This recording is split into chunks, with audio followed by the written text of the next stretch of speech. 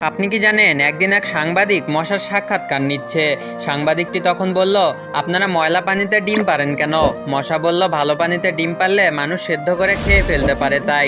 সাংবাদিকটি বলল, মশার কয়েলে মশা মরে না কেন?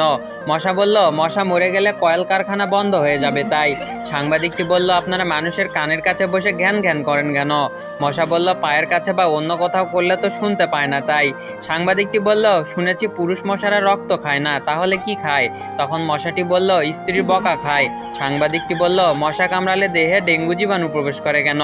তখন মশাটি বলল, মশারা কি শুধু নিয়েই যাবে, কিছু দেবে না? মশারা এমন অকৃতজ্ঞ নয়, সেই জন্যই তো ডেঙ্গু উপহার দিয়ে যায়। আপনি কি জানেন, আমি পরীক্ষার একদিন আগে পড়তে বসেছিলাম। তখন আমার মা এসে বলল, কিরে মোবাইল টিপা বাদ দিয়ে পড়তে বসেছিস কেন?